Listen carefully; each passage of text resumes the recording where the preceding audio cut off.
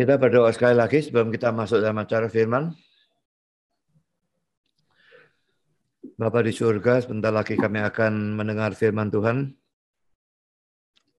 Sekali lagi kami mohon supaya Engkau hadir di sini maupun di rumah setiap peserta. Menjaga segala sesuatu yang berurusan dengan streaming ini. Tuhan, kami mohon Kau bimbing dan arahkan acara firman saat ini. Tolong hamba-Mu yang akan menyampaikan firman. Berikan kekuatan jasmani, pikiran, khususnya suara. Berikan pengurapan, berikan kata-kata. Kami titipkan seluruh persiapan khotbahnya dalam tangan Tuhan. Engkau sendiri tambah, kurangi, ubahkan. Sehingga setiap kata yang diucapkan betul-betul datang dari Tuhan sendiri. Dan Engkau lengkap pikirannya dengan kuasa dan pekerjaan roh-Mu. Karena kami sadar tanpa itu semua akan sia-sia. Tolong kami semua mendengar Tuhan. Berikan hati yang terbuka.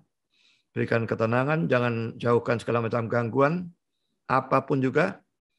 Dan berikan konsentrasi yang baik dari awal sampai akhir. Berikan terang supaya kami bisa mengerti. Dan Tuhan telah kami mengerti, berikan kami ketundukan. Biarlah semua kami betul-betul bukan hanya mendengar dan mengerti, tetapi percaya dan menanggapi firman-Mu sesuai dengan kehendak-Mu. Supaya jangan terjadi kontra reformasi di dalam kehidupan semua kami ini. Kami sadar juga setiap kali firman disampaikan setan bekerja. Kuatkan semua kami menghadapi godaan serangannya di dalam bentuk apapun. Terima kasih Bapa. Dalam nama Yesus kami berdoa. Amin.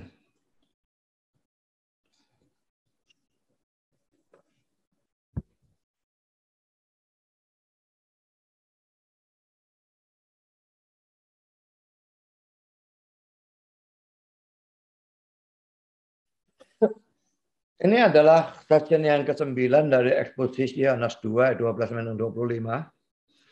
Dan saya memberikan tema kontra reformasi. Tidak usah kita membaca seluruh konteks. Saya hanya membahas sedikit saja dari ayat yang ke-17. Ini adalah angka Romawi yang ke-7. Murid-murid teringat pada firman Tuhan pada waktu mereka melihat Yesus mengobrak-abrik bait Allah itu. Kita baca sekali lagi ayat 17 ya. Maka teringatlah murid-muridnya bahwa ada tertulis, mereka ingat apa? Ini ingat ayat Alkitab dalam PL ya. Cinta untuk rumahmu menghanguskan aku. Baik kata cinta maupun kata menghanguskan ini sebetulnya salah terjemahan, tapi itu nanti saya akan urus belakangan, sekarang tidak perlu. Saudara, hal yang pertama dipersoalkan, rasanya aneh ini dipersoalkan ya. Tapi ini memang dipersoalkan dan ada perlunya untuk dibahas. Kapan para murid itu teringat pada firman Tuhan itu? Karena ada yang menganggap, oh bukan pada saat itu, bukan pada saat Yesus ngamuk ngobrak-ngabrik bait Allah langsung dia ingat, murid-murid ingat firman Tuhan, tidak.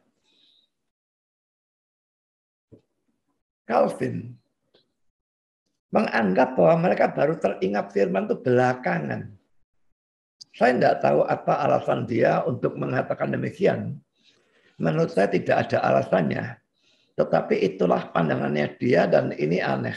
Ya, dan saya tidak setuju dengan Calvin dalam hal ini. Dan ini sesuatu teladan sebetulnya ya. Kalaupun saya ini seorang Calvinis, tidak berarti saya harus selalu setuju dengan Calvin. Memang kalau saya menganggap diri saya seorang Calvinis dan saya tidak setuju doktrin-doktrin besar dari Calvinisme, maka itu jelas omong kosong. Saya bukan Calvinis, saya bukan Reform. Seperti baru-baru ini saya mendengar khotbah dari pendeta Yakub Sutabda. Ini khotbah yang sudah lama sebetulnya ya. Dia menganggap dirinya Reform. Dalam khotbah itu dia menyebut dirinya Reform. Tapi dia menganggap doktrin tentang reprobation, penetapan binasa. Kalau itu diterima, maka itu berarti kita percaya Allah itu jahat. Dia juga mencela Calvin sebagai salah dan sebagainya. Padahal sudah doktrin predestinasi, baik tentang electionnya maupun reprobationnya, itu doktrin sangat besar dalam Calvinisme. Mau nolak silahkan nolak.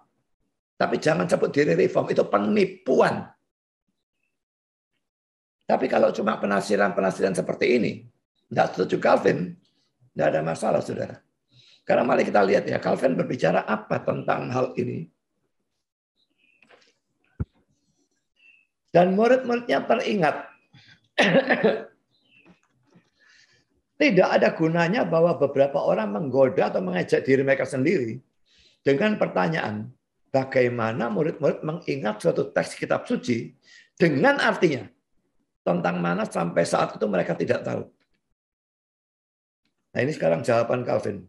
Karena kita tidak boleh menganggap atau menyimpulkan bahwa teks kitab suci ini mereka ingat pada saat itu. Tetapi belakangan. Pada waktu setelah diajar oleh Allah, mereka mempertimbangkan sendiri apa arti dari tindakan Kristus ini. Oleh pengarahan atau pimpinan Roh Kudus, teks kitab suci ini teringat oleh mereka. Dan memang tidak selalu terjadi bahwa alasan dari pekerjaan Allah segera kita mengerti. Ya kalau ini memang benar. Ya. Jadi yang di bawah ini enggak, yang saya salahkan ini hanya yang warna hijau ya. Memang tidak selalu terjadi bahwa alasan dari pekerjaan Allah segera kita mengerti, tetapi belakangan dalam proses waktu ia menyatakan kepada kita tujuannya. Khususnya kalau kita mengalami penderitaannya. Allah bekerja sehingga kita mengalami penderitaan dan sangat tidak menyenangkan, sangat menyedihkan, membuat kita depresi, frustrasi dan sebagainya. Kita tidak mengerti why, mengapa. Tapi belakangan bisa dia menjelaskan, memang kadang-kadang ada, saya kira bukan kadang-kadang tapi sering, kita baru tahunya pada waktu kita masuk surga. Dan karena itu di surga nanti ada penuh syukur dan puji-pujian kepada Tuhan karena hal yang kita anggap buruk ternyata semua membawa kebaikan. Saya lanjutkan ya. Dan ini adalah suatu kekang yang disesuaikan dengan sangat baik untuk mengekang kekurangan ajaran kita. Ya, pada waktu kita menghadapi problem, masalah, dan hal yang menyakitkan, kita sering kurang ajar kepada Tuhan. Bahkan Ayub yang mula-mula bagus, menganggap Allah tidak adil, mengapa dia dibegitukan. Ya, sehingga kita tidak bersungguh-sungguh terhadap Allah.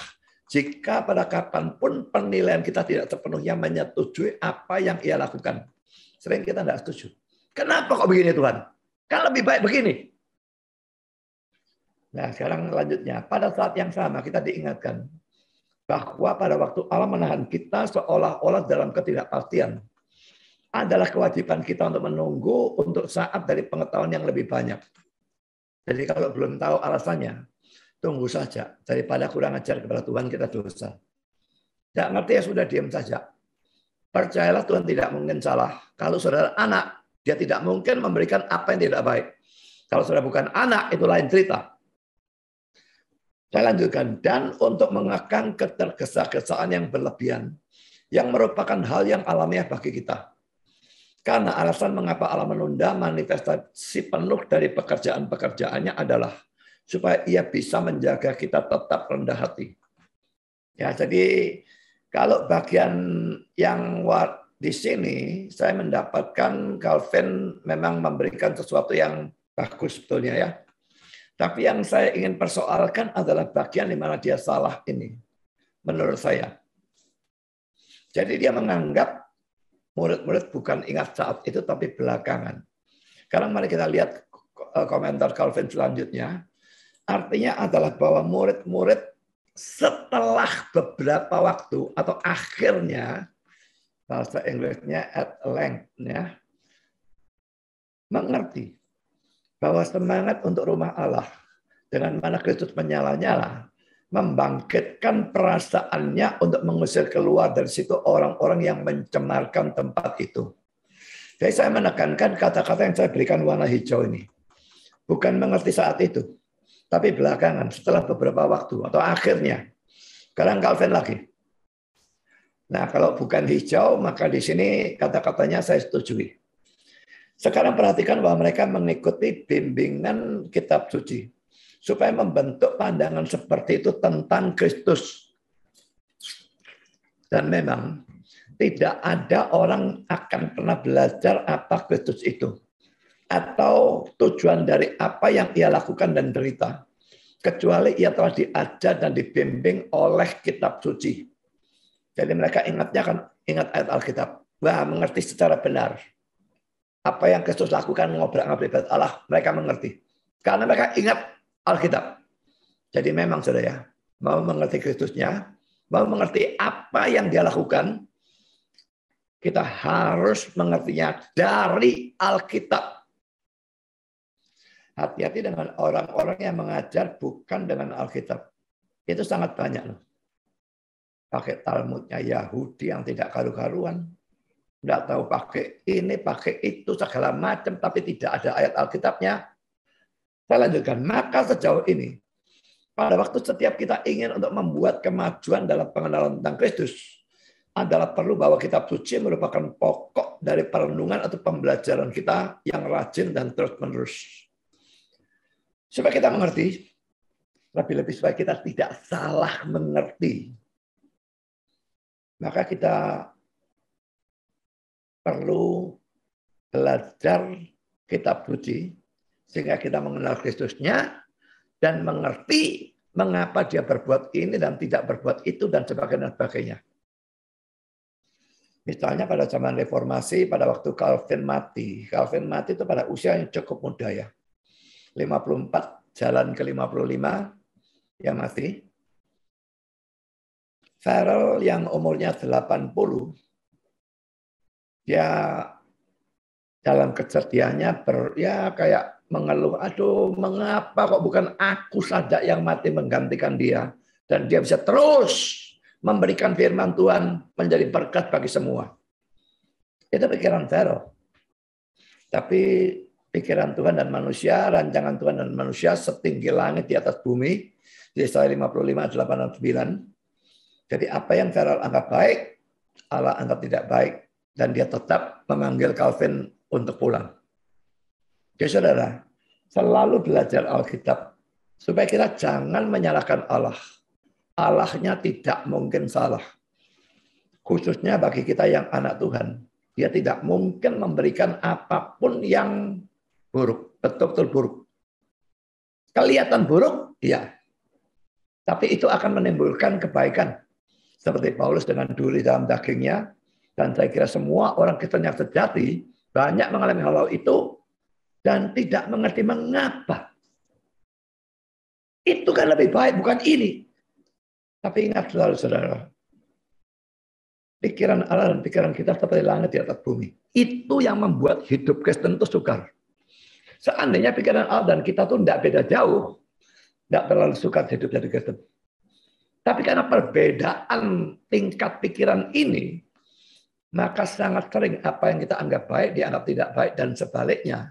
Dan membuat kita bingung dalam kehidupan mengapa dia melakukan hal itu.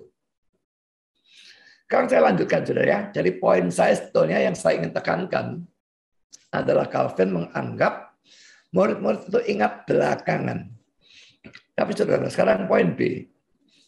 J.C. Ryle ini juga ya cukup reform saya kira. Dia menganggap para murid teringat firman pada saat itu juga. Ini kata-kata J.C. Ryle. Murid-muridnya teringat dan terusnya. Kata-kata ini jelas terlihat berarti bahwa murid-murid Tuhan kita teringat teks yang dikutip di sini pada saat itu juga. Pada waktu Tuhan kita sedang mengusir para pembeli dan penjual. Saya kok yakin biarpun dia tidak ngomong ya. Saya yakin bahwa di sini dia mengcounter ajarannya Calvin. Tidak mungkin dia tidak membaca tafsiran Calvin. Jadi dia mau meluruskan atau setidaknya memberikan pandangan alternatif. Dia sama seperti saya, tidak setuju kalau Calvin mengatakan ingatnya baru belakangan. Dia berkata pada saat itu juga. Lalu saya lanjutkan. Itu mereka sadari sebagai suatu pencerahan yang menyolok atau mengesankan tentang roh atau kecondongan yang sedang ditunjukkan oleh Tuhan atau guru ilahi mereka.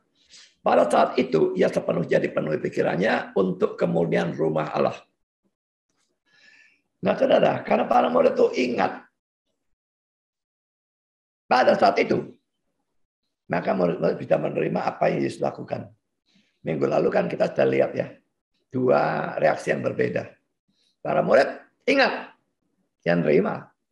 Tapi tokoh-tokoh Yahudi ngamuk. Apakah mereka tidak ingat atau ingat tapi tidak peduli, saya tidak ngerti. Tapi pokoknya mereka ngamuk. Apa yang dilakukan obrak-abrik bait Allah. Itu akan kita bahas nanti kali-kali yang akan datang. Kan dari dua pandangan ini, antara J.C. Ryle dan Calvin, saya setuju dengan pandangan J.C. Ryle. Alasan saya, saudara, kalau memang teringatnya baru belakangan, biasanya ditulis secara jelas oleh Rasul Yohanes sebagai penulis dari Injil yang keempat ini. Seperti misalnya dalam ayat 22 dan Yohanes 12 ayat 16. Mari kita lihat ya. Ayat 22, kemudian sesudah ia bangkit dari antara orang mati, barulah teringat oleh murid-muridnya bahwa hal itu telah dikatakannya.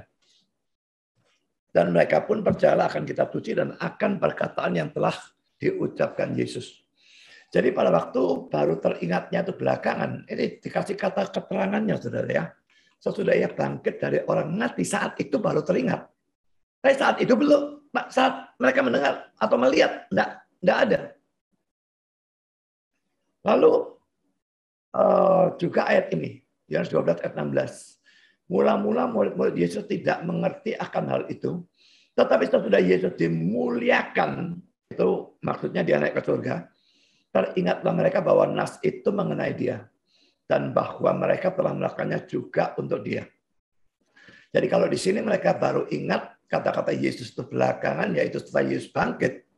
Di sini ingatnya lebih lama lagi setelah Yesus dimuliakan atau naik ke surga. Tapi pokoknya saudara, kalau Rasul Yohanes menganggap ingatnya itu belakangan, dia memberikan keterangan. Jadi kalau ayat 17 tadi tidak ada keterangan apapun, maka rasanya aneh kalau itu dianggap mereka baru ingat belakangan. Jadi itu argumentasi saya. Mereka ingat saat itu juga. Sekarang kita masuk dalam poin yang kedua. Ini menunjukkan bahwa para murid sangat mengenal kitab suci mereka.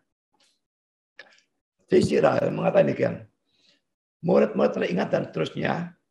Ini adalah salah satu di antara banyak bukti-bukti tentang keakraban dari orang-orang Yahudi yang miskin dan tidak terpelajar dengan kitab suci perjanjian lama. Mereka tentu saja belum punya perjanjian baru. Mereka hanya punya perjanjian lama. Tapi mereka akrab. Bahkan mereka yang miskin dan tidak terpelajar. Tetapi apakah ingat dan ngerti itu beda ya? Tetapi apakah murid-murid menganggap Mazmur dari mana mereka mengingat ayat ini sebagai cocok dengan Sang Mesias? Bisa diragukan secara masuk akal. Apakah dari ingat itu mereka tahu, oh Yesus Mesias? Belum tentu. Memang sebetulnya itu membuktikan Yesus itu Mesias.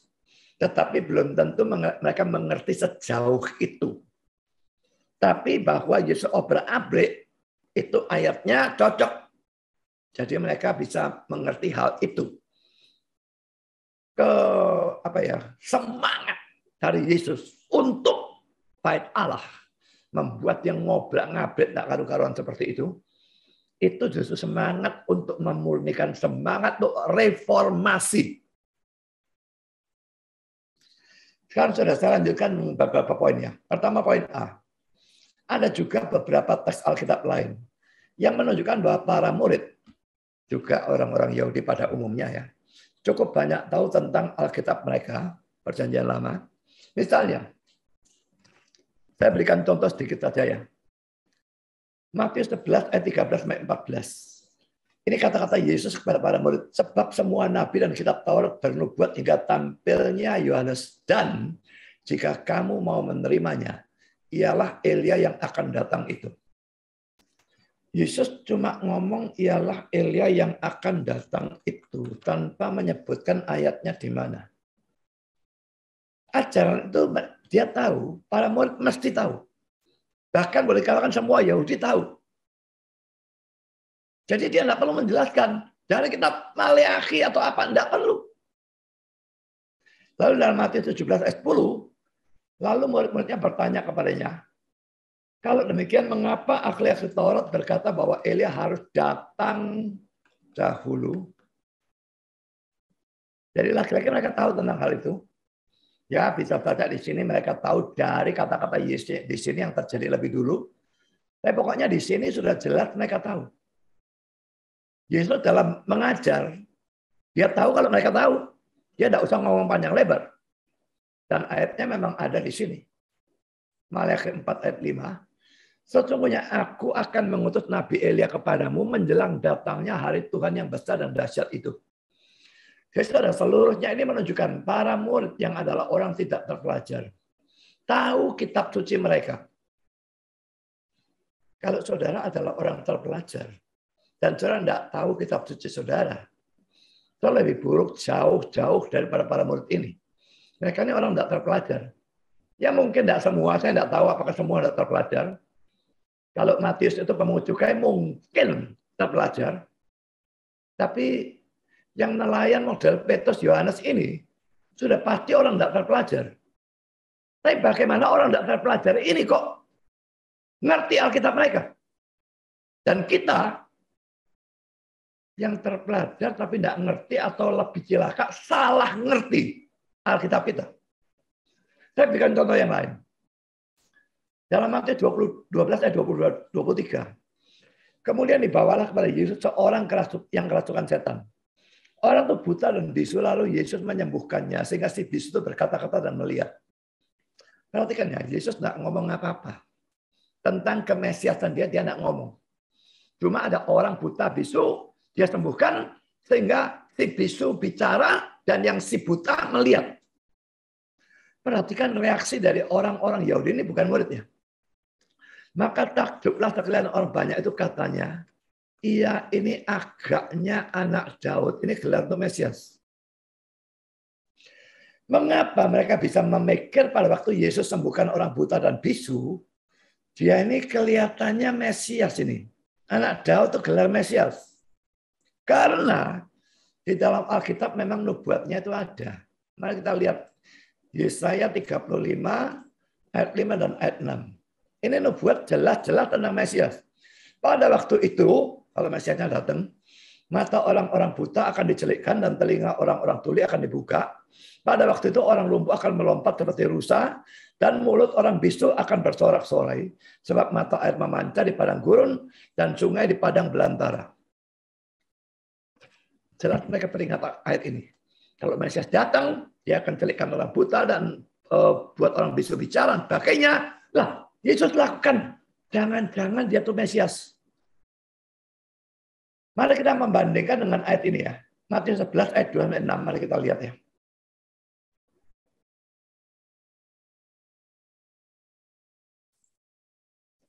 Ini pada waktu Yohanes Pembaptis ada dalam penjara ya.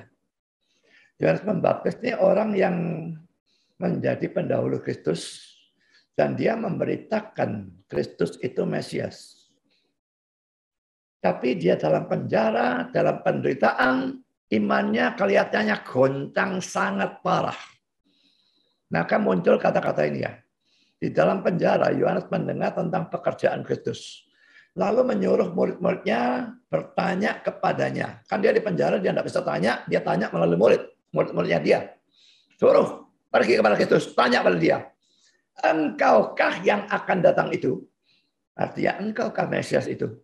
Atau haruskah kami menantikan orang lain?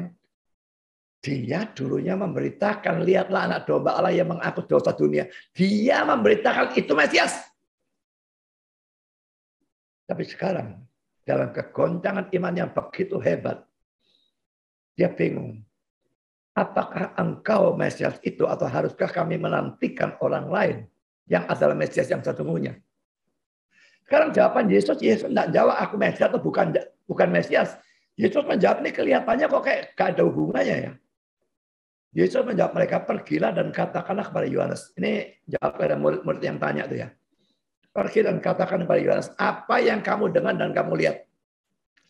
Orang buta melihat, orang lumpuh berjalan, orang kusta menjadi tahir, orang tuli mendengar, orang mati dibangkitkan, dan kepada orang miskin diberitakan kabar baik. Dan berbahagialah orang yang tidak menjadi kecewa dan menolak aku. Dia cukup tahu bahwa Yohanes ngerti Alkitab. Pada waktu diberitakan orang-orang buta melihat dan sebagainya ini. itu sudah jawaban bahwa aku memang Mesias. Karena Mesias dinubuatkan akan melakukan hal-hal itu. Dan ditambahi oleh dia, berbahagia orang yang tidak menjadi kecewa dan menolak aku. Dalam penderitaan, seperti Yohanes sedang dalam penderitaan, dalam penjara, seringkali seperti itu ya. Kita menjadi kecewa, menolak dia, malah kepada Tuhan, dan sebagainya. Tapi di sini Yesus sebetulnya menguatkan iman dari Yohanes. Aku memang Mesias itu. Kamu mau aku lakukan apa? Yohanes mungkin mikir, kok aku tidak dibebaskan. Tapi itu bukan tugasnya Mesias. Jadi dari sini kita sudah melihat bahwa laki-laki ini jelas adalah nubuat tentang Mesias. Diberitakan oleh dia kepada Yohanes Pembaptis, supaya Yohanes Pembaptis imannya diteguhkan kembali. Yesus memang adalah Mesias. Nah sekarang kembali pada teks ini. Orang buta, orang bisu disembuhkan, maka mereka menduga Yesus itu adalah Mesias. Ya, jadi ini sesuatu yang memang luar biasa ya. Orang-orang Yahudi umum ini ya, ini bukan tokoh-tokoh. Kalau dia dibaca terus, tokoh-tokohnya malah tidak percaya. Tapi apakah mereka itu betul-betul tidak percaya atau mengeraskan hati, tidak tahu. Jadi dia mengatakan dengan kuasa Beelzebul, dia mengusir setan dan sebagainya. Sampai Yesus memberikan ancaman. Kalau kamu menghujat Roh Kudus, dosamu tidak akan diampuni. Di dunia ini tidak, di dunia yang akan datang pun tidak. Sekarang saudara, kita lihat contoh yang lainnya. Matius 12 ayat 1. Pada waktu itu pada hari Sabat, Yesus berjalan di ladang gandum. Karena lapar. Murid-muridnya memetik bulir gandum dan memakannya. Loh ini maling ini. Ladang gandumnya orang. Lewat, dipetik, dimakan. Samakah dengan kita? Lewat rumahnya orang, tanaman mangganya, gandul-gandul di luar. Lalu petik. Sama? Tidak. Para murid cukup mengerti Alkitab. Mereka tahu itu bukan mencuri. Pada saat itu hukumnya ada. Kalau hal itu memang diizinkan. Mari kita melihat Ulangan 23, 24, 25. Apabila engkau melalui kebun anggur sesamamu. Punya orang lain loh ya. Engkau boleh makan buah anggur sepuas-puas hatimu. Orang punya ladang gandum itu puas biasanya. Berapa banyaknya dimakan orang itu tidak akan ada artinya. Boleh. Tetapi tidak boleh kau masukkan ke dalam bungkusanmu. Kalau bawa karung, lalu banyak-banyak bawa pulang, itu tidak boleh. Tapi kalau dimakan di sana, boleh. Mulai 25. Apabila engkau melalui ladang gandum sesamamu yang belum dituai, engkau boleh memetik bulir-bulirnya dengan tanganmu. Kalau dengan tangan mau memetik berapa bulir sih? 100 bulir, 1000 bulir, itu toh nggak ada artinya. Tapi kalau pakai sabit, dibabati lalu bawa gerobak, dibawa pulang, nggak boleh.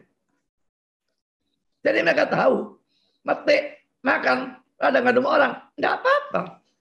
Jadi pada waktu mereka melakukan ini, mereka jelas ingat Alkitab mereka sendiri dan percaya Alkitab mereka sendiri. Mari kita lihat tafsiran dari Adam Clarke tentang Ulangan 23-25 ini. Berdasarkan izin yang diberikan oleh hukum ini, inilah maka murid-murid memetik bulir-bulir gandum seperti yang diceritakan dalam Matius 12 ayat 1. Ini merupakan baik suatu hukum yang mempertimbangkan kebutuhan orang lain dan berbelas kasihan. Dan bukan merupakan ketidakhormatan terhadap kumpulan hukum-hukum Yahudi. Jadi hukum ini diadakan tujuannya pertama untuk orang miskin. Jadi supaya orang miskin yang kelaparan bisa tetap makan gandum, makan buah anggurnya orang, asal dimakan di sana, tidak ada masalah. Jadi itu tujuannya. Tapi awas ya, ini memang yang mereka lakukan bukan merupakan ketidakhormatan terhadap kumpulan hukum-hukum Yahudi pada saat itu. Jadi awas, jangan berdasarkan Alkitab, lalu mau soal kitabiah, Lalu saudara lakukan ini di negara kita atau di negara lain yang hukumnya berbeda. Bahkan di Israel sekarang saya tidak tahu apakah hukum ini masih dianggap tetap berlaku atau tidak. Jadi jangan sembarangan, kalau memang ini berlaku, saya pergi ke kebun durian, saudara. Nah, ambil tak makan di sana saat puasnya, saya bisa makan 2 atau 3 barangkali, atau jangan yang montong. Apakah lalu nggak ngamuk orangnya? Ya tentu ngamuk, hukumnya tidak berlaku kok. Jadi saudara, ini tidak berlaku untuk kita zaman sekarang di negara yang lain, semua punya undang-undangnya sendiri, tapi untuk mereka pada saat itu memang berlaku. Jadi itu menunjukkan mereka sangat mengerti kitab suci mereka, sangat banyak mengingat kitab suci mereka. Sekarang kita masuk dalam poin B. Kok bisa demikian, dari mana? Para murid itu berasal dari kalangan yang tidak terpelajar. Nanti kita baca ayatnya. Tapi mereka bisa mengenal kitab suci mereka dengan cukup baik. Mari kita lihat ayat ini ya. Kisah 4 ayat 13. Ketika sidang itu melihat keberanian Petrus dan Yohanes dan mengetahui bahwa keduanya orang biasa yang tidak terpelajar, heranlah mereka dan mereka mengenal keduanya sebagai pengikut Yesus. Lalu saudara, kalau mereka tidak terpelajar, bagaimana mungkin mereka bisa mengerti dan mengingat kitab suci perjanjian lama? Ini hal yang menyebabkan. Nomor 1, itu bisa terjadi mungkin karena memang pendidikan firman terhadap anak-anak merupakan tugas orang tua dalam kalangan bangsa Israel atau Yahudi, seperti yang bisa kita lihat dari ayat-ayat di bawah ini. Jadi beda dengan kita, saudara. Sebetulnya kita juga punya tugas itu dalam perjanjian baru. Kalau kita orang Kristen, ayatnya anehnya cuma 1. Tapi dalam perjanjian lama ini ayatnya banyak.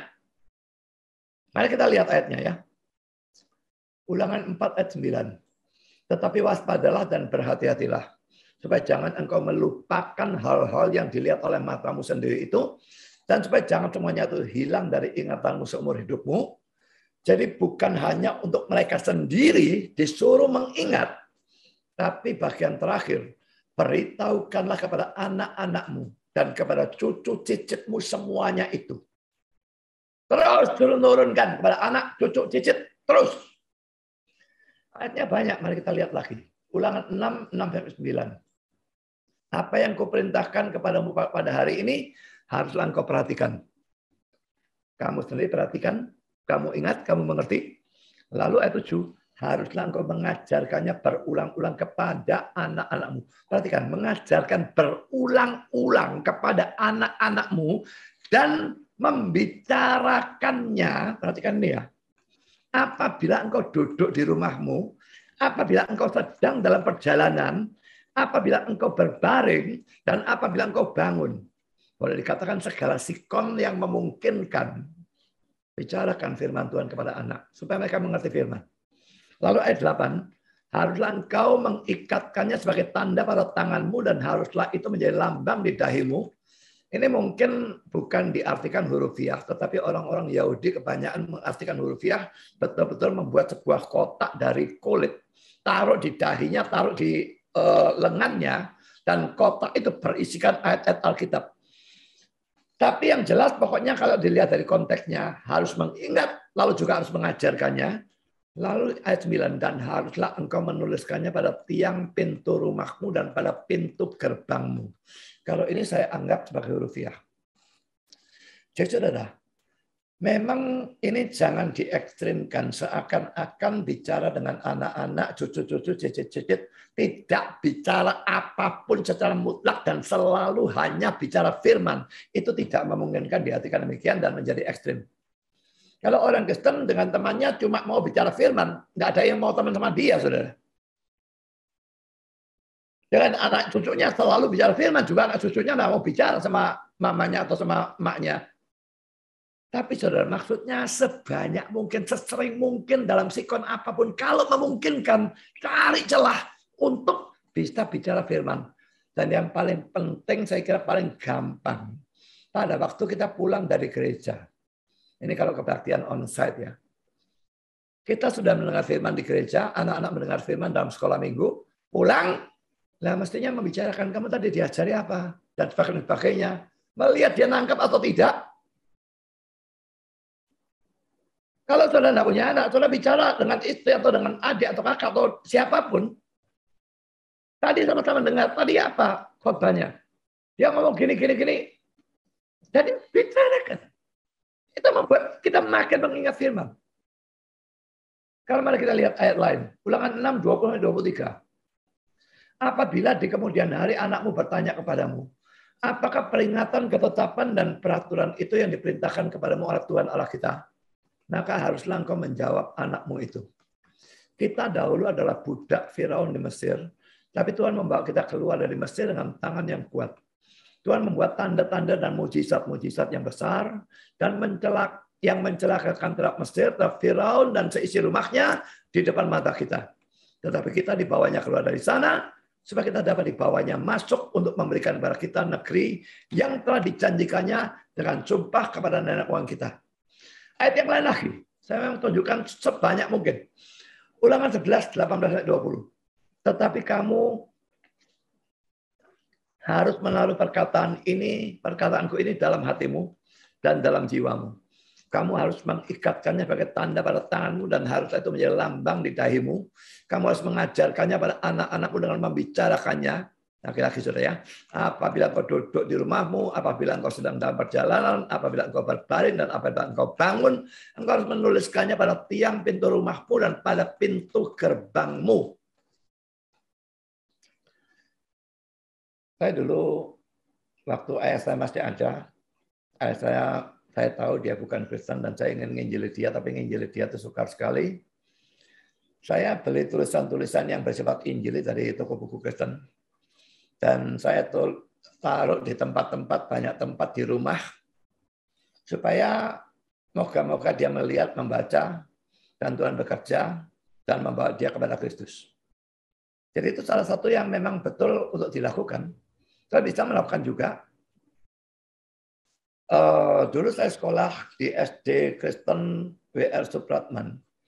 Dan di sana, saudara, hampir setiap pintu atau di mana-mana dan seluruh sekolah itu ditulis papan besar-besar dengan tulisan ayat-ayat yang Injili. Yang sampai sekarang saya masih ingat beberapa. Ya 14 ayat 6 misalnya, ya 3 ayat 16 jelas. Banyak ayat-ayat yang Injili ditaruh di mana-mana. Dengan harapan orang melihat. Dan Tuhan bekerja dan mempertobatkan. Jangan pikir itu tidak ada gunanya. Tuhan bisa kalau dia mau. Belum tentu dia bekerja memang. Bisa saja dibiarkan. Tapi bisa dia bekerja. Kita setidaknya melakukan tanggung jawab kita. Berhasil atau tidak, itu urusan Tuhan. Tapi kita lakukan sebanyak mungkin. Bicarakan firman Tuhan dengan orang yang belum percaya. Dan berusaha untuk memberitakan iya dan sebagainya. Dan sebagainya. Sekarang kita lihat saudara, Ulangan 32, ayat 45-46. Setelah Musa selesai menyampaikan segala perkataan itu kepada seluruh orang Israel, berkatalah ia kepada mereka, perhatikanlah segala perkataan yang kuperingatkan kepadamu pada hari ini, supaya kamu memerintahkannya kepada anak-anakmu untuk melakukan dengan setia segala perkataan hukum Taurat ini. Laki-laki saudara, ayat yang menyuruh mengajar anak ini banyak sekali. Lalu kita lihat di dalam Amsal ada 2 ayat. Amsal 22 ayat 6, didiklah orang muda menurut jalan yang patut baginya. Nah, pada masa tuanya pun ia tidak akan menyimpang daripada jalan itu. Amsal 29 ayat 17, didiklah anakmu, maka ia akan memberikan ketentraman kepadamu dan mendatangkan sukacita kepadamu. Banyak orang tua tidak mendidik anak, mendatangkan duka cita, mendatangkan kesedihan, mendatangkan bencana. Banyak kasus saudara ya. Kalau anak bisa kurang ajar sama orang tuanya dan sebagainya, anak bisa sangat tidak berbakti kepada orang tuanya, orang tuanya sudah tua, dia tidak mau peduli orang tuanya, itu kesalahan orang tuanya yang tidak didik dengan benar pada waktu anaknya masih kecil. Besar jadi orang yang tidak berbakti, jadi orang yang kurang ajar dan sebagainya. Nah, saudara kita sudah melihat ayat-ayat perjanjian lama. Sekarang kita lihat perjanjian baru serta juga memerintahkan orang tua untuk mengajarkan firman Tuhan kepada anak-anak mereka. Jadi kewajiban ini sebenarnya berlaku bagi kita. Cuma anehnya perjanjian baru ini cuma ada 1 ayat sepanjang yang saya tahu. Mungkin dalam Kolose ada, saya tidak ngerti karena Efesus dan Kolose itu banyak paralel. Tapi kalau ada berarti itu paralel. Efesus 6 ayat 4, dan kamu bapak-bapak janganlah bangkitkan amarah dalam hati anak-anakmu, tetapi didiklah mereka di dalam ajaran dan nasihat Tuhan. Mungkin karena ayatnya cuma satu, banyak orang Kristen tidak mendidik anak. Dan saudara, ini yang saya bicarakan sebagai salah satu langkah buruk yang bisa kita tempuh untuk melakukan kontra-reformasi. Kalau mau reformasi yang abad ke-16 itu berlangsung terus, seandainya orang-orang terus ngajarkan, maka reformasinya berlangsung terus. Dan kita terus ngajarkan, maka reformasi berlangsung terus. Kenyataannya, saudara, Jerman, tempat di mana Martin Luther itu hidup pada abad 16. Lalu ya Eropa, ya Swiss, tempat di mana Calvin melayani dan sebagainya. Sekarang boleh dikatakan semua negara-negara Eropa itu jadi apa, saudara? Mayoritas kacau balau, sangat banyak gereja kosong oblong-oblong sampai dijual lalu jadi masjid dan sebagainya. Karena apa? Karena bapak-bapak tidak mendidik anak-anak mereka di dalam firman Tuhan. Juga ada hal yang lain. Gerejanya menjadi liberal, tidak memberitakan Injil, tidak memberitakan firman Tuhan. Ini semua menjadikan kontra-reformasi. Jadi kalau pada abad yang ke-16, memang ada kontra-reformasi dari pihak Katolik sendiri. Maka pada abad-abad belakangannya, ada kontra-reformasi dari kalangan orang-orang Protestannya sendiri. Dan ini sebetulnya yang saya ingin supaya tidak dilakukan.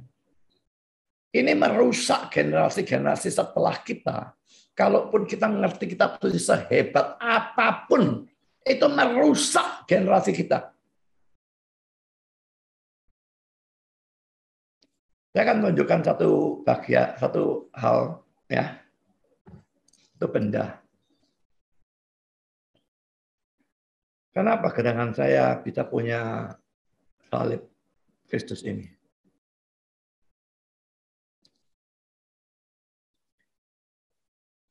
Pada waktu saya punya anak, saya tahu tugas saya nginjili anak itu. Bagaimana anak itu bisa diinjili kalau dia masih kecil, umur 2, umur 3, umur 4. Saya tahu anak itu tidak mungkin bisa ngerti. Kamu itu dosa, Kristus mati disalib, dipaku, dicambuk, disalib untuk memikul dosa-dosamu. Kalau kamu percaya dia, kamu selamat. Dia tidak mungkin ngerti. Saya mempersiapkan dengan ini. Belum nginjil, tapi mempersiapkan ini waktu beli ini. Ya. Saya mikir bagaimana anak ini bisa secepat mungkin diinjili. Maka saya harus perkenalkan vocabulary dari Injil. Dia tidak ngerti apa itu dosa. Dia tidak bakal ngerti apa itu neraka. Dia tidak bakal ngerti salib. Paku.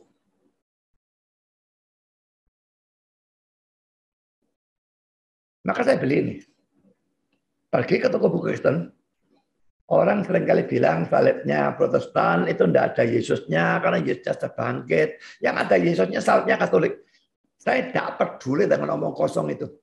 Kalau saya beli salib yang tidak ada Yesusnya, bagaimana saya menjelaskan? Jadi saya beli ini tujuannya supaya sedini mungkin umur 2, umur 3 belum bisa diinjili. Tapi vocabulary Injil itu masuk ke dalam diri dia. Paku itu saya tunjukkan, ini paku. Saya belikan paku, saya tusukkan tangannya sedikit. Sakit. Iya, Yesus di paku itu sakit. Kalau dia sedang jatuh lalu berdarah. Darah, ini darah. Dia perlu tahu apa itu darah. Salib, tunjukkan ini salib. Yesus salib. Salibnya seperti ini. Sekalipun saya sebetulnya tidak tahu salib Kristus yang benar itu bentuknya betul seperti ini. Kan ada macam-macam bentuk salib. Kita tidak tahu loh bentuk salib yang sesungguhnya itu bagaimana. Tapi itu bukan urusan saya. Saudara mengajarkan anak tidak perlu yang hal-hal seperti itu. Yang saat itu saya tekankan vocabulary tentang Injil. Yang ngerti supaya sedini mungkin dia bisa diinjili. Saya tanya saudara. Seberapa banyak saudara melakukan hal seperti itu? Seberapa banyak saudara membicarakan firman Tuhan kepada anak-anak saudara? Sekarang saya lanjutkan, saudara, komentar dari Albert Barnes tentang Efesus 6 ayat 4 ya. Tak seorang pun bisa meragukan bahwa Alkitab memerintahkan orang tua kewajiban untuk mengusahakan untuk melatih atau mendidik anak-anak mereka dalam jalan-jalan agama. Dan untuk membuatnya sebagai tujuan besar dari kehidupan ini untuk mempersiapkan mereka untuk surga. Sudah sering, nah sekarang ini ada orang-orang tolol dari kalangan liberal dan sebagainya keberatan. Warna hijau ini keberatan ya. Sudah sering diajukan keberatan bahwa anak-anak harus dibiarkan tentang pokok agamawi untuk membentuk pandangan-pandangan atau kepercayaan-kepercayaan mereka sendiri pada waktu mereka mampu untuk menilai bagi diri mereka sendiri. Orang-orang kafir dan orang-orang yang tidak religius selalu menentang atau melalaikan kewajiban yang di sini diperintahkan. Saudara menentang atau saudara melalaikan, dia sebut saudara sebagai kafir dan tidak religius, saudara. Berapa banyak saudara ngajar anak saudara firman Tuhan? Kalau pendidikan sekuler, wah kebanyakan orang tua mementingkan. Yang penting wah sekolah yang bagus jadi juara dan sebagainya. Sekolah luar negeri kalau bisa dan sebagainya. Tapi pendidikan firman nol. Saya sejak dulu saya tidak pernah peduli anak saya juara kelas atau tidak. Pokok naik saja. Nilai 7,8 cukup. Tapi saya mau dia pintar dalam urusan rohani. Kalau orang zaman sekarang kebanyakan terbalik. Gereja bolos gak apa-apa, gak ngerti firman gak apa-apa. Pokoknya di sekolah juara, nanti pekerjaannya jadi orang. Wow, soge. Soge tapi masuk neraka itu loh. Kau senang atau gimana, Bang?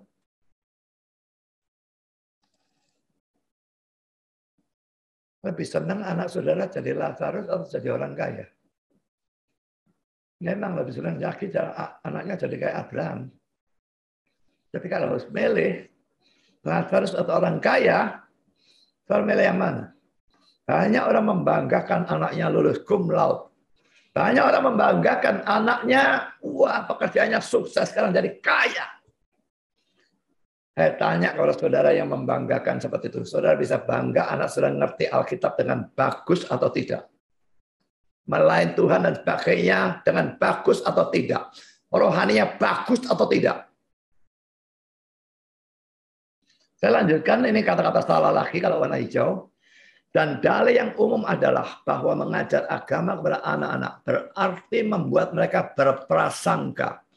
Menghancurkan ketidaktergantungan atau kebebasan pikiran mereka. Jadi mereka maunya bebas, biarkan anaknya bebas. Dan menghalangi mereka menilai secara adil tentang suatu pokok yang begitu penting seperti yang seharusnya. Ini omong kosongnya orang liberal biasanya. Omongan tolol. Bukan cuma tolol, ini sesat. Seakan-akan kalau mereka punya halaman rumah, lalu dibiarkan, tidak diapa-apakan, lalu bisa jadi bagus sendiri. Bebas. Mau tahu halaman yang tidak diapa-apakan, datang ke rumah saya, lihat halaman saya kayak hutan. Karena memang saya paling malas ngurusi begituan. Kalau tidak diapa-apakan, tidak bakal bagus. Kalau anak tidak pernah dididik, tidak bakal tahu-tahu percaya Kristus sendiri dan sebagainya. Jadi rusak ya.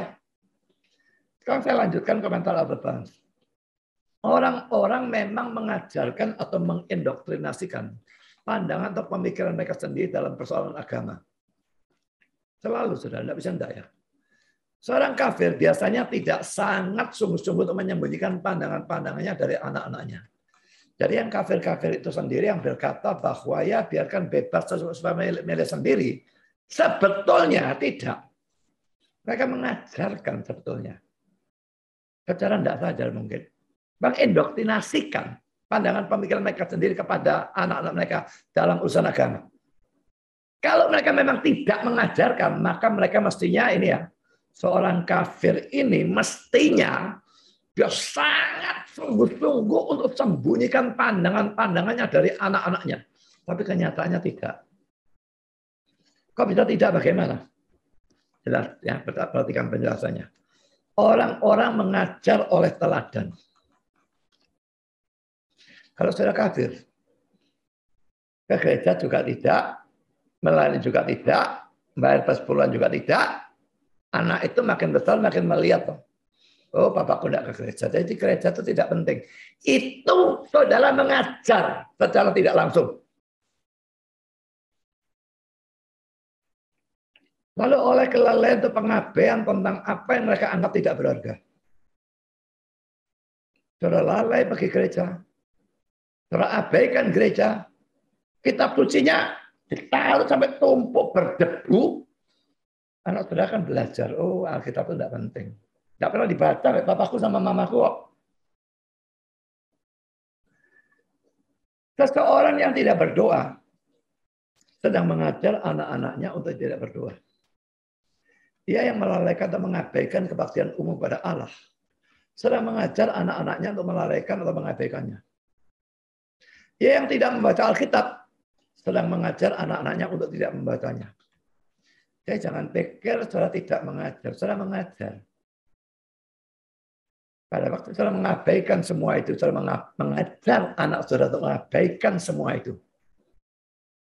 Adalah mustahil bagi orang tua untuk tidak mengajarkan atau mengindoktrinasikan pandangan-pandangan atau kepercayaan-kepercayaan agamawinya kepada anak-anaknya. Karena halnya adalah demikian. Semua yang Alkitab tuntut adalah bahwa pengajaran-pengajarannya harus benar. Jadi netral itu sama sekali tidak mungkin, kecuali anak saudara taruh di pucuk gunung gitu ya. Lalu tidak ada orang sama sekali. Atau taruh di hutan belantara. Tapi kalau anak itu kumpul pada saudara, saudara pasti mengajar, pasti mengindoktrinasi. Maka Alkitab menuntut. Kalau saudara mengajar, pasti toh mengajar. Ajarkan ajaran yang benar. Berbalik lagi, mengajarkan kebenaran agama tidak membuat pikiran sempit. Ini banyak orang yang menuduh seperti itu. Tuduhan tolol lagi. Berprasangka dan menentang untuk mengerti kebenaran. Ini tidak benar menurut Albert Barnes dan saya juga percaya itu tidak benar. Kalau saudara mengajar kebenaran agama dengan benar, membuat pikirannya terbuka. Tapi pikiran terbuka itu bukan dalam arti seperti yang banyak orang bicarakannya.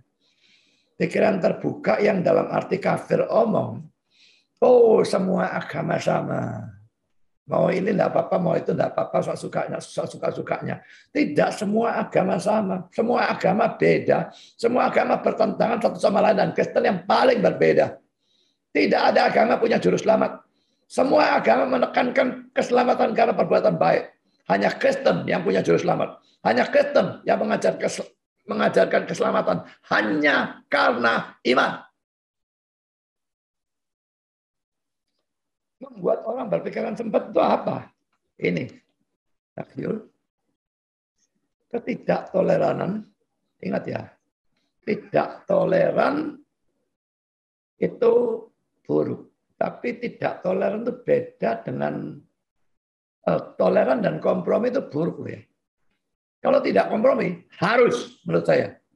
Saya tidak kompromi apapun kalau saya urusan kebenaran. Tapi kalau tidak toleran, kita menghina agama lain. Ya ini jangan. Tahyul ketidaktoleranan, kekafiran, dan semua kesalahan dan kepalsuan membuat pikiran sempit dan berprasangka. Banyak orang senang CP ya, Christian Prince ya.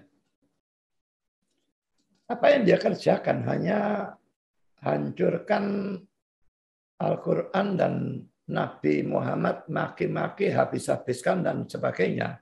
Membuat orang-orang Islam marah semua. Memang dia terus sembunyikan identitasnya, tidak ada orang yang tahu dia itu siapa dan dia itu di mana. Kalau tahu pasti dibunuh dia. Bukan orang sini pasti. Saya tidak tahu orang mana. Saudara, apakah kita dipanggil Tuhan untuk maki-maki agamanya orang? Di mana itu ada? Kita dipanggil untuk memberitakan Injil. memberikan firman Tuhan, Alkitab kita.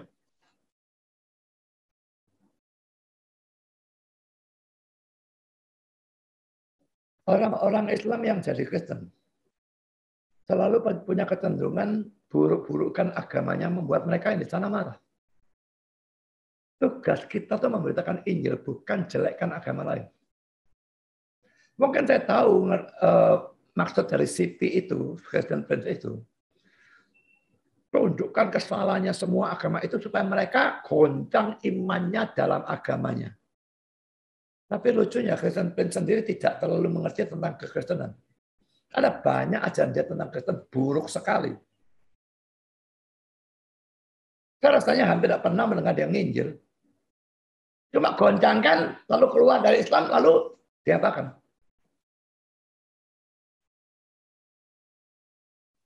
Lucu. Saya 7 kali debat terbuka dengan Islam. Dan dalam setiap debat terbuka, saya punya satu syarat yang saya tidak dituruti. Nggak mau syarat saya itu nggak usah debat. Dasar debat hanya Alkitab. Saya tidak mau dasar debat Alkitab dan Al-Quran. Bagi saya itu seperti ngadu juara pingpong dengan juara badminton. Dua peraturan yang berbeda, bagaimana mau diadu? Itu konyol dan bodoh. Kalau nggak mau debat dengan hanya dasar Alkitab, nggak usah debat. Mau debat dengan dasar Alkitab. Dan saya nggak mau nyeram jelek-jelekan mereka, nggak mau. Al-Qur'annya, nabinya, mati saya kalau melakukan itu juga. Tugas saya nginjil, nggak pernah saya debat, nggak nginjil. Kalau saya diundang dalam acara debat yang saya lihat temanya dulu. Loh, tema ini tema apa? Nggak bisa nginjil, nggak mau saya. Nggak bakal mau. Tapi kalau temanya bisa diarahkan pada Injil, saya nginjil.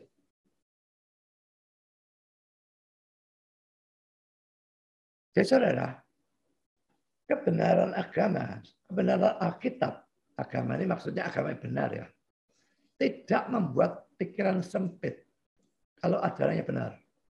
Lalu berprasangka dan menentang untuk mengerti kebenaran, bagainya tidak. Yang membuat kacau balau itu hal-hal ini. Kalau saya lanjutkan lagi kata-kata Albert Barnes. Jika seseorang tidak mengajar anak-anaknya kebenaran, orang-orang lain akan mengajar mereka kesalahan. Ini sesuatu yang seorang mesti pikirkan. Anak itu kan tidak mesti kumpul orang luar. Bahkan bisa guru sekolahnya. Saya tahu bahwa sekolah Kristen itu guru agamanya pun belum tentu mengajarkan kekristenan yang benar. Kebanyakan tidak. Bisa kacau balau tidak karu-karuan. Kalau saudara tidak mengajar anak saudara kebenaran, orang lain akan mengajar mereka kesalahan. Seorang skeptik muda, skeptik itu orang yang meragukan semua ya. Allah diragukan, Alkitab diragukan, setan malaikat diragukan, surga neraka diragukan, dan sebagainya. Seorang skeptik muda yang anak itu temui di jalan, itu akan memberikan dia, mengajar dia kesalahan. Orang kafir yang licik, tidak tahu kafir apapun. Pembenci Allah, orang asing yang tidak mempunyai prinsip atau tidak jujur, akan mengajar anak itu. Jadi pilihannya saudara, tinggal saudara ngajar dia benar, supaya bisa menetralisir ajaran luar yang salah. Atau, kalau saudara tidak mau ngajar, orang lain saja yang akan mengajar kesalahan. Ya memang kita percaya predestinasi, bisa saja Tuhan ternyata ngirim orang baik untuk ngajar dia firman, lalu dia bertobat. Bisa. Tapi saudara, mayoritasnya bukan seperti itu. Jadi lalu kata-kata terakhirnya ini tetapi tidakkah lebih baik bagi orang tua untuk mengajar anaknya kebenaran daripada seorang asing mengajarnya kesalahan. Inilah yang menyebabkan orang-orang Kristen yang tidak mengajarkan agama kepada anak-anaknya adalah orang-orang yang pada hakikatnya melakukan kontra reformasi. Di mana-mana selalu seperti ini, saudara. Memang kesalahan gereja ada, gereja berhenti menginjil, gereja berhenti mengajarkan firman, sekarang gereja-gereja dipenuhi segala macam dongengan, segala macam kesaksian dan kesaksian dusta lakilah, pergi surga neraka, 40 hari, 40 malam diajar Yesus, segala macam omong kosong, segala macam bualan, ajari lelucon, segala macam. Pokoknya bukan firman. Kalau saudara memang seorang yang memperhatikan kerohanian anak, kita mesti tahu anak itu percaya apa. Di sekolah minggu diajar apa. Sekarang zaman HP kan canggih. Anak tuh bisa secara suruh rekam gurumu pada waktu ngajar. Aku mau tahu gurumu ngajar apa. Diajar Injil atau diajarin tidak karu-karuan. Kalau gurunya tidak karu-karuan, sudah bisa tegur atau laporkan pada pendetanya dan sebagainya. Pendetanya tidak mungkin, dia khotbah, anak guru sekolah minggu juga ngajar, jamnya sama, mana pendetanya mau pergi ke sana.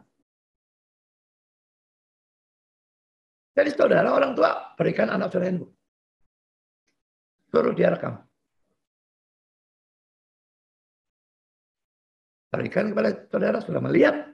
Kalau tidak beres, lapor pendeta. Jadi saudara-saudara, bagi orang tua, berapa banyak sudah memperhatikan kerohanian anak. Pikirkan itu saudara. Sekarang poin yang kedua. Kalau tadi Tuhan terang-terangan eksplisit menyuruh mengajar firman.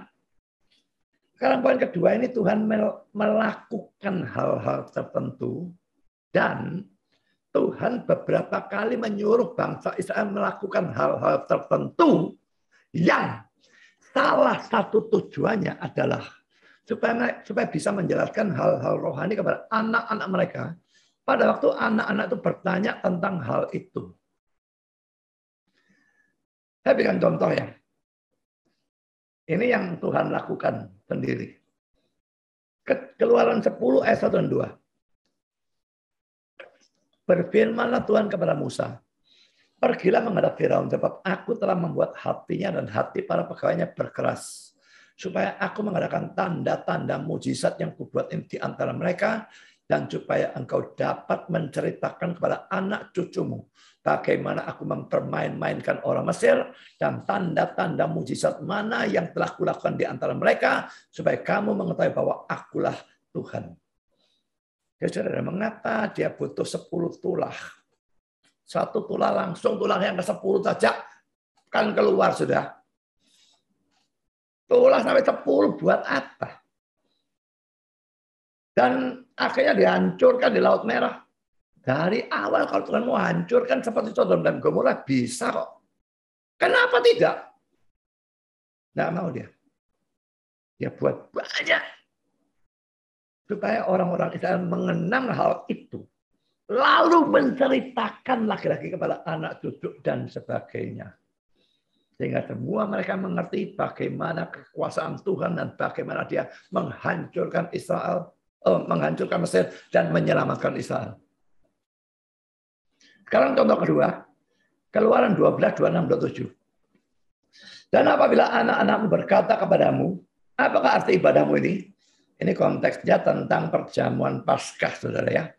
Jadi ini mereka mau keluar dari Mesir itu kan mereka malam itu melakukan perjamuan Paskah, sembelih domba, darahnya disapukan pada ambang pintu dan sebagainya.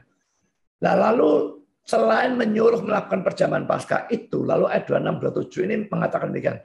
Dan apabila anak-anakmu berkata kepadamu, apakah artinya ibadahmu ini? Maka haruslah kamu berkata, itulah korban Paskah bagi Tuhan yang melewati Passover rumah orang Israel di Mesir ketika ia menulai orang Mesir, tetapi menyelamatkan rumah-rumah kita. Lalu berlututlah bangsa dan sujud menyembah. Jadi di sini Tuhan menyuruh mereka melakukan sesuatu. Sembelih domba, darahnya disapukan, lalu dombanya itu dimasaknya bagaimana, dimakannya bagaimana. Semua diatur sudah dan pada waktu tahun demi tahun dirayakan, itu diperintahkan juga. Tidak mungkin anak tidak tanya. Generasi yang baru, heran ini apa-apaan kok. Sembelih domba dan sebagainya. Maka dia tanya, Nah, ini menjadi alat untuk mereka bisa menceritakan tentang Tuhan. Lalu Keluaran 13 ayat 13 sampai dengan 15. Tetapi setiap anak keledai yang lahir terdahulu kau tebuslah dengan seekor domba. Dan jika engkau tidak menebusnya, engkau harus mematahkan batang lehernya. Tetapi mengenai manusia, setiap anak sulung di antara anak-anakmu lelaki haruslah kau tebus. Dan apabila anakmu akan bertanya kepadamu di kemudian hari, apakah artinya itu? Maka haruslah engkau berkata kepadanya, dengan kekuatan tangannya Tuhan telah membawa kita keluar dari Mesir, dari rumah perbudakan.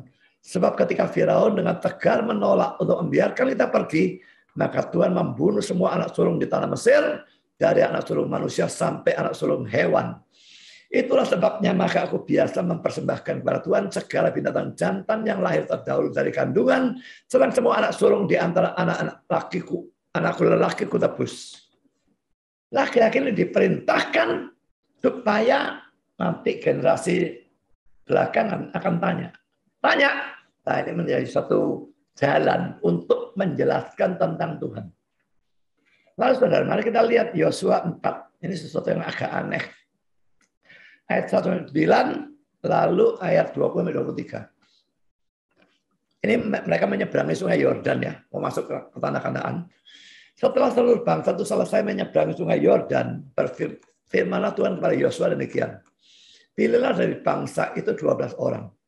Seorang dari tiap-tiap suku. Dan perintahkanlah kepada mereka demikian. Angkatlah 12 batu dari sini. Dari tengah-tengah sungai Yordan ini. Dari tempat berjejak kaki para imam itu. Bawalah semuanya itu ke seberang.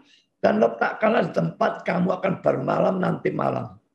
Lalu Yosua memanggil ke-12 orang yang ditetapkannya dari orang Israel itu. Seorang dari tiap-tiap suku. Dan Yosua berkata kepada mereka, menyeberanglah depan tabut Tuhan Allahmu ke tengah-tengah sungai Yordan dan angkatlah masing-masing sebuah batu ke atas bahumu menurut bilangan suku orang Israel, supaya itu menjadi tanda di tengah-tengah kamu. Jika anak-anakmu bertanya di kemudian hari, apakah artinya batu-batu ini bagi kamu? Maka haruslah kamu katakan kepada mereka bahwa air sungai Yordan terputus di depan tabut perjanjian Tuhan.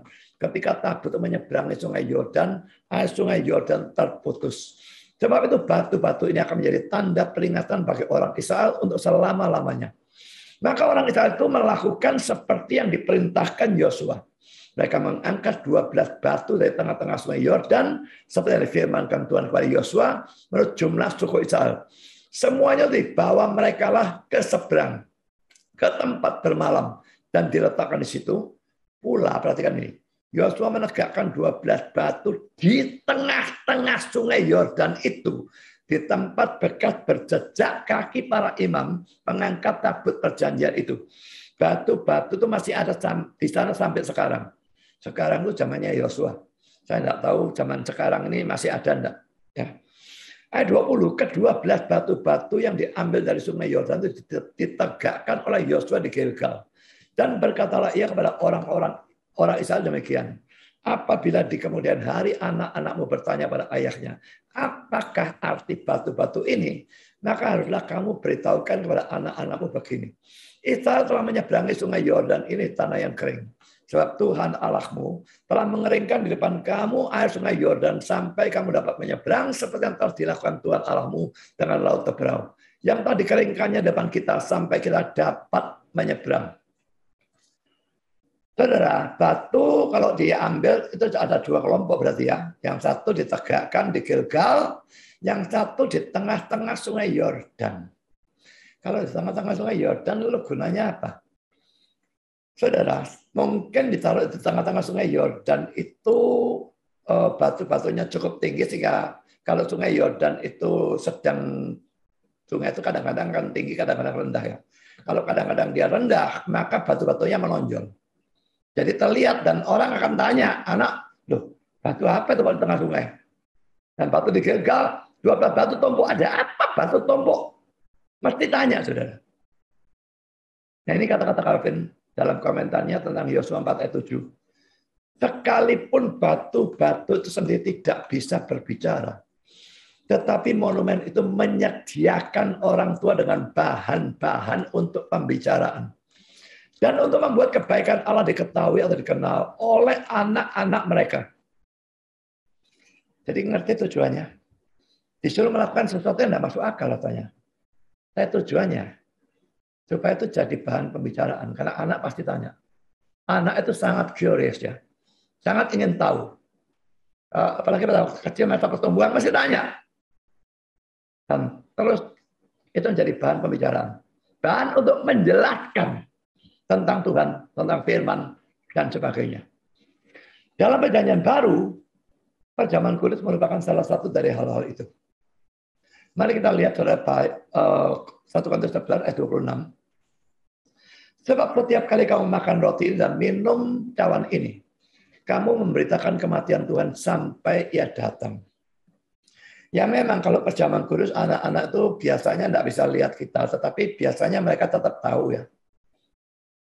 Nah kalau mereka tahu ada roti, kok ada anggur, ada apa kok hal ini ada roti, ada anggur. Nah itu lagi-lagi kesempatan bagi saya untuk bicara kepada dia. Tapi memang kalau perjamuan kudus ini merupakan pemberitaan kepada semua orang dan bukan hanya kepada anak. Tapi bisa kepada anak juga. Anak tanya, jelaskan. Kenapa kok tidak dikasih roti gede? Roti ini lambang tubuh Kristus yang dipecah-pecahkan. Dia dicambuk hancur untuk menebus dosa-dosa kita. Nah, itu kita ngejel dia. Anggur itu boleh darah itu dicurahkan. Waktu punggungnya hancur, waktu tangannya disalibkan, kakinya disalibkan, dipakukan, darahnya tercurah. Dan itu dicurahkan menebus dosa-dosa kita. Sekarang sudah pertanyaannya. Apakah bangsa Israel dan orang Kristen mentaati perintah Tuhan untuk mendidik anak-anak mereka dalam persoalan agama? Jelas ada yang mentaati. Dan ini terlihat dari poin A, para murid tadi yang mengenal kitab suci mereka. Mereka beruntung punya orang tua yang didik mereka firman. Juga poin B, nenek dan ibu Timotius merupakan contoh orang yang melakukan perintah mendidik anak ini dengan baik. Dan ini saya tidak tahu ya neneknya di mana hidupnya, PL atau PB, karena ini ya dekat dengan perbatasannya. 2 Timotius 1 ayat 5, sebab aku teringat akan imanmu yang tulus ikhlas. Ini Paulus bicara kepada Timotius ya. Yaitu iman yang pertama-tama hidup di dalam nenekmu Lois dan di dalam ibumu Eunike. Dan yang aku yakin hidup juga di dalam dirimu. Bandingkan Kisah 16 ayat 1. Paulus datang juga ke Derbe dan ke Listra. Di situ ada seorang murid bernama Timotius. Dikatakan murid, dia orang Kristen. Dikatakan anak rohani Paulus juga ya. Ibunya adalah seorang Yahudi dan telah menjadi percaya. Sedangkan ayahnya seorang Yunani. Tidak dikatakan ayahnya seorang percaya. Jadi secara implisit ayahnya ini tidak percaya. Jadi kita tidak tahu apakah ibunya itu salah, dia itu menikah dengan orang tidak percaya, atau dia menikah pada saat dia belum percaya dan baru menjadi percaya setelah pernikahan. Tidak tahu. Tapi saudara, ibunya percaya, ayahnya tidak. Yang mendidik si anak ini, Timotius ini, ibunya. Ibunya dapat dari neneknya, lalu dia mendidik Timotius. Jadi di sini ada contoh-contoh orang yang mentaati perintah Tuhan, mendidik anak dalam urusan firman. Tetapi saudara, orang-orang seperti itu tidak terlalu banyak. Dalam kenyataannya, bangsa Israel biasanya tidak mengajar firman kepada anak-anak mereka. Bahkan orang-orang yang top, imam, hakim, raja, tidak melaksanakan hal itu dengan baik. Kalau imam terlihat dari kasus anak-anak Eli yang bejat, Hofni dan Pinehas, 1 Samuel 2, 12 dan seterusnya. Dan lucunya Samuel yang melihat sendiri Eli tidak mendidik dengan baik, terlalu lembek oleh anak-anaknya. Samuel sendiri tidak mendidik anak-anaknya dengan baik sehingga anak-anak Samuel tidak hidup seperti dia. 1 Samuel 8 ayat 3 dan seterusnya. Daud yang begitu saleh dikatakan orang yang ikut, artinya mengikut Tuhan gitu ya. The man after God's own heart ya. Tapi anak-anaknya bejat. Amnon, Absalom dan sebagainya. Nah, saudara, memang bisa. Kalau anak-anak mereka bejat itu belum tentu mereka tidak didik. Bisa memang reprobate si anak ini ya. Ditetapkan binasa. Dididik bagaimanapun tetap jadinya bejat. Itu bisa. Tapi besar kemungkinan memang tidak dididik. Makanya bejat. Imam sibuk dengan pelayanannya, hakim dan raja juga dengan tugas-tugasnya. Akhirnya tidak ada pelayanan untuk anak, tidak ada pendidikan firman untuk anak, dan anak-anak itu menjadi bejat tidak karu-karuan. Karena mari kita lihat Yosua 24 ayat 31. Orang Israel beribadah kepada Tuhan sepanjang zaman Yosua dan sepanjang zaman para tua-tua yang hidup lebih lama dari Yosua dan yang mengenal segenap perbuatan yang dilakukan Tuhan bagi orang Israel. Cuma sampai di sana beribadah pada Tuhan. Setelah itu beribadah kepada dewa. Ada Yosua, ada tua-tua, mereka mengajar. Makin lama makin dibuang ajarannya, orang-orang berhenti mengajar. Lalu mari kita lihat Hakim-Hakim 2 ayat 11, dan bangsa itu beribadah pada Tuhan sepanjang zaman Yosua dan sepanjang zaman para tua-tua yang hidup lebih lama daripada Yosua, dan yang telah melihat segenap perbuatan besar yang dilakukan Tuhan bagi orang Israel. Sekarang, dan Yosua bin Nun hamba Tuhan itu mati pada umur 110 tahun. Ia dikuburkan di daerah milik pusakanya di Timnat Heres, di pegunungan Efraim, di sebelah utara Gunung Gaas. Nah, sekarang perhatikan. Setelah seluruh angkatan dikumpulkan kepada nenek moyangnya, bangkitlah sesudah mereka itu angkatan yang lain, yang tidak mengenal Tuhan ataupun perbuatan yang dilakukannya bagi orang Israel. Lalu orang Israel melakukan apa yang jahat di mata Tuhan, dan mereka beribadah kepada para Baal. Ini kontra reformasi, saudara. Ini celaka betul-betul, dan ini sesuatu yang melalui khotbah ini saya ingin hindarkan. Kalau sudah terlanjur, kalau bisa kita betulkan. Memang kalau anak saudara sudah terlanjur dewasa, agak lebih sukar mengajar anak dewasa daripada anak itu kecil. Tapi tetap kita berusaha memberitakan Injil kalau kita tahu anak itu belum Kristen. Jangan pikir kalau sudah masuk gereja itu pasti Kristen, saudara. Orang Kristen di dalam gereja itu yang sungguh-sungguh Kristen belum tentu kalau ada 10%.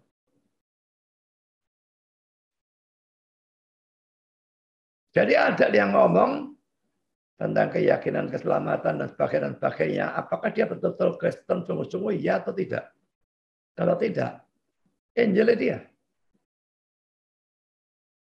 Bible Knowledge Commentary mengatakan, generasi yang baru dari bangsa Israel yang menjadi dewasa, setelah bapak-bapak atau nenek moyang mereka yang setia mati, digambarkan sebagai berbeda oleh ketidaksetiaannya terhadap Tuhan. Bahwa mereka tidak mengenal Tuhan ataupun perbuatannya yang telah ia lakukan bagi orang Israel, secara implisit bisa menunjukkan suatu kegagalan dari generasi yang lebih tua untuk menyatakan tindakan-tindakan Allah kepada mereka. Bandingkan Ulangan 6 ayat 7. Tadi saya sudah baca, tapi tidak apa-apa, kita akan baca sekali lagi. Haruslah engkau mengajarkannya berulang-ulang kepada anak-anakmu dan membicarakannya apabila kau duduk di rumahmu, apabila kau sedang dalam perjalanan, apabila kau berbaring, dan apabila kau bangun. Sekarang kita melihat tafsiran dari Adam Grove tentang Ulangan 6 ayat 7 ini. Dia mengatakan demikian. Hukum-hukum Allah harus diajarkan kepada anak-anak kita. Dan kerajinan yang tertinggi harus digunakan untuk membuat mereka mengertinya. Saudara tidak bisa membuat anak saudara beriman, itu urusan Tuhan. Tapi kewajiban saudara mengajarkan Injil semaksimal mungkin. Mereka bertobat atau tidak, memang urusan Tuhan. Kalau dia tidak menganugerahkan, kalau dia tidak memilih anak itu, memang tidak bakal bisa percaya. Tapi setidaknya sudah melaksanakan tugas saudara. Ini adalah satu tugas yang sangat sukar. Dan itu membutuhkan banyak kesabaran, banyak kebijaksanaan atau kehati-hatian. Pertama-tama ini butuh saudara sendiri belajar banyak Alkitab. Kalau enggak gimana ngajar? Kalau saudara nggak salah ngerti, saudara nggak ajarkan kesalah pengertian itu. Banyak pertimbangan dan banyak kesalahan dalam orang tua untuk memampukan mereka untuk melakukan hal yang baik. Ini pekerjaan yang sangat penting ini dengan cara yang terbaik dan paling efektif. Engkau harus memulai dan mengakhiri suatu hari dengan Allah. Dan dengan demikian agama akan menjadi urusan besar dari kehidupanmu. Bagi saudara, jujur saja jawab sendiri dalam hati sendiri. Bagi saudara, apakah agama, maksudnya agama yang benar ini ya, kekristenan, Injil, firman Tuhan, Alkitab, apakah itu menjadi urusan besar? Apakah gereja itu urusan besar atau ya sampingan sajalah, ada baik, ada yang sudah. Yang mana? Bukan hanya pendeta yang harus demikian, dan bukan semua pendeta menjadikan agama urusan besar dari kehidupannya. Karena sangat banyak orang jadi pendeta hanya karena profesi dan hanya cari duit atau cari nama. Kata-kata terakhir dari Adam Clark ini, oh alangkah baiknya kata-kata ini. Tetapi alangkah sedikitnya dianggap atau dipedulikan. Ini benar. Kalau saat ini kata-kata ini menempel saudara, bertobatlah saudara. Kata-kata terakhir dari Adam Clark ini yang saya anggap sebagai suatu tindakan kontra reformasi. Bukan dari pihak gereja Katolik, itu urusan mereka. Tapi celakanya kontra reformasi itu terjadi dari pihak kita sendiri, tidak mendidik anak. Kalau dari pihak pendeta dan sebagainya, tidak memberitakan Injil, masuk sekolah teologi yang tidak karu-karuan, sekolah teologi yang liberal, FTT Duta Wacana, FTT Satya Wacana, FTT Jakarta. Tahu jadi apa kalau disekolahkan di sana?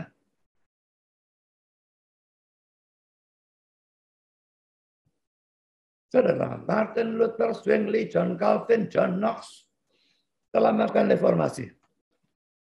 Tapi sekarang kebanyakan orang Kristen dan bahkan kebanyakan pendeta melakukan kontra reformasi dengan mengabaikan pendidikan agama, Injil dan firman Tuhan kepada anak-anak mereka.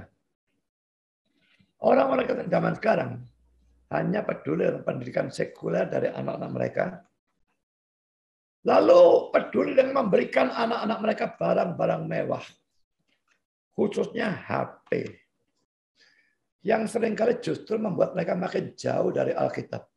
Main HP sepanjang hari, kapan dia punya kepedulian kepada gereja? Memang saudara, HP bisa berguna bagus. Bisa digunakan secara bagus. Cari hal-hal dalam Google tentang hal-hal rohani dan sebagainya. Memang ada ajaran sesat di sana. Tapi ada ajaran benar. HP bisa di-download buku-buku tafsiran bahkan. Dan punya saya berikan buku-buku tafsiran. Download Alkitab dan sebagainya. Jadi kalaupun saya fitness gitu, saya nggak bawa Alkitab, tapi saya bawa HP kan. Tahu-tahu ngomong ngarep Injil dan sebagainya. Saya bisa tunjukkan ayatnya.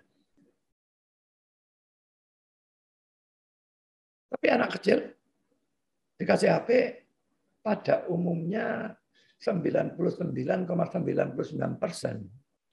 tidak menggunakan untuk ke arah firman Tuhan dan sebagainya. Menggunakan secara sekuler kalau tidak secara kacau balau tidak karu-karuan. Saya akan mengakhiri khotbah ini dengan beberapa pertanyaan kepada para orang tua Kristen. Jawab sendiri dan biarlah pertanyaan dan jawab ini menjadi perenungan bagi saudara untuk mulai mengubah kalau selama ini saudara salah dalam urusan pendidikan anak secara rohani.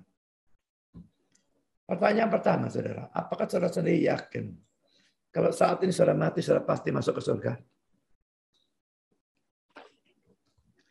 Kalau saudara tidak yakin, saya yakin saudara tidak masuk surga. Kalau saudara masuk surga itu hanya karena iman kepada Kristus ya. Iman yang bagaimana? Iman bahwa kita itu percaya Kristus itu mati untuk menebus dosa kita, hukuman dosa kita dia pikul. Dosa yang mana? Semua dosa kita tanpa kecuali mulai dosa asal sampai dosa terakhir menjelang kita mati. Semua. Kalau dia tebus cuma sebagian, tidak ada gunanya, saudara. Kita tetap masuk neraka. Dan saudara bilang, loh Kristus mati 2000 tahun yang lalu kok bisa mati untuk dosa saya? Loh. Kalau dia bisa mati untuk dosa yang di sini, kenapa tidak bisa mati untuk dosa di sana? Semua dosa untuk siapa Kristus mati itu Allahnya sudah tahu lebih dulu. Dan dipikul Kristus pada saat dia mati. Yang memikul berlaku suluk untuk orang-orang sebelum zaman dia. Dan sesudah zaman dia. Yang adalah orang pilihan. Saya percaya penebusan terbatas. Kristus mati hanya untuk orang pilihan, bukan untuk orang non-pilihan. Nah, kalau saudara memang percaya Kristus mati semua dosa, seharusnya logikanya kan yakin masuk surga. Kok bisa tidak yakin dosa yang mana yang membuat saudara masuk neraka? Kalau katanya semua dipikul Kristus. Saudara melihat bahwa orang yang percaya Kristus dengan benar dan tidak yakin masuk surga, ini dua hal yang bertentangan, yang tidak bisa ada dalam diri satu orang pada saat yang sama. Kalau ini ada, ini mesti pergi. Kalau ini ada, berarti imannya tidak ada. Jadi saudara, yakinkah saudara kalau sosok mati saat bisa masuk surga? Kalau tidak yakin, saya punya banyak video tentang penginjilan, cari di channel saya. Ada playlist, cari yang KPI, khotbah-khotbah penginjilan di sana banyak. Jangan tonton terus sampai saudara percaya. Yang kedua, apakah saudara sudah mengajar Injil dan firman Tuhan kepada anak-anak saudara? Kalau sudah, tapi tetap anak saudara tidak percaya sampai mati dan masuk neraka, itu bukan kesalahan saudara. Tapi sudah dan berusaha maksimal ya. Kalau belum, mulailah mengajar. Yang ketiga, apakah saudara yakin kalau anak-anak saudara mati saat ini, mereka pasti masuk surga? Jadi apakah saudara yakin iman anak saudara? Hati-hati ya. Kalau menilai orang yang saudara cintai, itu seringkali kita menilai terlalu murah hati. Kita mesti menilai secara objektif. Dilihat dari kerinduan firman, dilihat, ditanya dia keyakinan keselamatan dan apa sebab dia yakin, membuat kita tuh ngerti apa dasarnya, dia ngerti sungguh-sungguh atau enggak. Dan adakah perubahan hidup? Harus ada. Sekalipun sedikit harus ada. Dosa tetap ada. Enggak mungkin orang bisa enggak dosa. Tapi perubahan hidupnya harus ada. Yang keempat, apakah merupakan sesuatu yang menyenangkan kalau pada akhirnya saudara masuk surga dan anak-anak saudara masuk neraka? Kontrareformasi dalam hal ini bisa membuat hal ini. Saudara Kristen, tapi tidak mendidik anak saudara dalam kekristenan, Injil dan sebagainya, saudara masuk surga, anak-anak saudara masuk neraka. Apakah itu merupakan sesuatu yang menyenangkan? Renungkan semua ini, saudara. Dan mulailah mengajarkan Injil dan firman Tuhan kepada anak-anak saudara. Tidak peduli dia kecil atau dia sudah dewasa, tetap berusaha nginjil. Kalau saudara belum punya anak, nanti lain kali kalau punya anak. Kalau saudara terus tidak punya anak, tetap bisa menginjil kepada keluarga-keluarga yang lain, teman-teman dan sebagainya, supaya kita tidak melakukan kontra reformasi. Marilah kita tidak menyia-nyiakan reformasi yang sudah dilakukan oleh para tokoh reformasi, ada yang bahkan mengorbankan nyawanya, sehingga mati dalam peperangannya dengan Katolik. Mereka sudah melakukan reformasi dengan hebat, korbankan nyawa bahkan. Tapi kita sia-siakan, lalu kita melakukan kontra reformasi. Kita orang-orang yang sangat buruk. Mari kita melanjutkan reformasi dengan memberitakan Injil, firman Tuhan. Kepada anak-anak, kepada keluarga, kepada seadanya orang yang bisa kita jangkau. Tuhan memberkati saudara. Amin.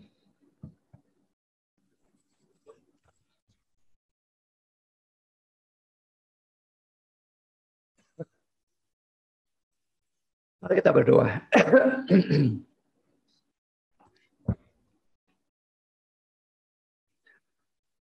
Bapa di surga, terima kasih bahwa kami sudah boleh mendengar sebagian firman. Biarlah firman terus bisa berbicara, sekalipun suara hamba-Mu sudah berhenti. Dan berkati juga makalahnya pada waktu disebarkan maupun videonya pada waktu masuk YouTube. Supaya lebih banyak orang bisa mendengar. Dan biarlah orang-orang yang tidak mengajar anak, yang hanya mementingkan sekolah sekuler, kekayaan, keberhasilan sekuler dari anak, tapi tidak peduli apapun tentang kerohanian anak. Biarlah mereka bisa dicelikkan oleh khotbah ini. Dan mulai saat ini, memikirkan kerohanian anak. Dan mengajar anak mati-matian. Dan kami mohon supaya Engkau memberkati. Jika dengan demikian, anak-anak itu betul-betul dibawa kepada Kristus dan diselamatkan. Pendeta-pendeta sangat banyak yang tidak memberitakan Injil. Ini juga sama melakukan kontra reformasi. Tidak mengajarkan firman dan hanya dongeng konyol, kesaksian yang seringkali palsu dan tidak ada harganya dan sebagainya. Kami berdoa Tuhan supaya Engkau bekerja entah bagaimana. Para pendeta ini sadar kewajiban mereka memberitakan Injil dan firman dan betul-betul melakukannya semaksimal mungkin. Menyekunderkan uang yang sekarang ini seringkali begitu diprimerkan. Dengan juga membuang keinginan untuk menjadi populer, terkenal, nama besar, dan sebagainya. Dan hanya ingin memuliakan Tuhan saja. Dengan memberitakan Injil, firman Tuhan, mati-matian. Setan memang pasti bekerja. Kuatkan kami semua. Supaya jangan terjadi kontra reformasi.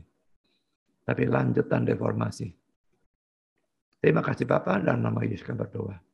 Amin.